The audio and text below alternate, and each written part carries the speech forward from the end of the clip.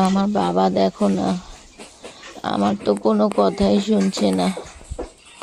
বারবার বলছি বাবা আমার পায়ে হাত দিও না, তবুও বারবার জলপট্টি দিয়ে যাচ্ছে, কারণ আমার ভীষণ জ্বর উঠেছে এখন।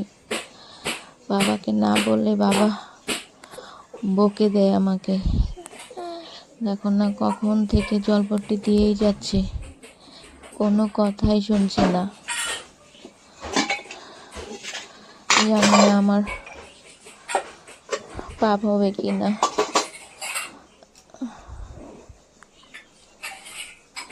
আমার বাবা এমনই করে, যখনই অসুস্থ হই বাবা অস্থির হয়ে যায়।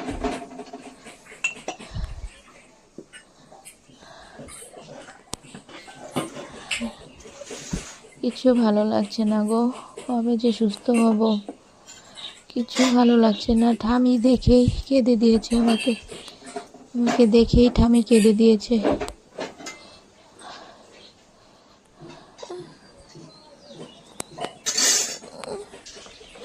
দুটা দিন একটু ভালো ছিলাম, কারণ আবারও সে আগের পেন কিলার দুটো খেয়েছিলাম, না হলে তো এত দূরের রাস্তা, 4 ঘন্টার রাস্তা ট্রেনে বসে আসতে পারবো না।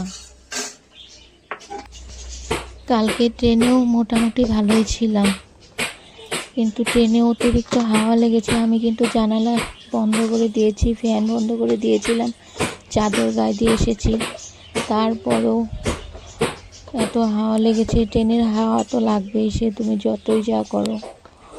এই হাওয়াতে আজকে আবার শরীর নিয়ে লড়তে পারছি না। সকাল থেকে বাবা মা আমার সামনে থেকেই সরছে না। জানি না গো কবে সুস্থ হতে পারবো। আমার আর ভালো লাগছে না, আমার দোকান নষ্ট হয়ে যাচ্ছে, আমার সংসারের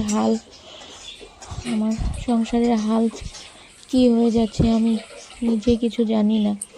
আমার কোনো জ্ঞানই থাকে না, আমার এই অবস্থায় আমি পড়ে থাকি। এখন জানি না এখন এখান থেকে কতটা সুস্থ হয়ে ফিরতে পারবো।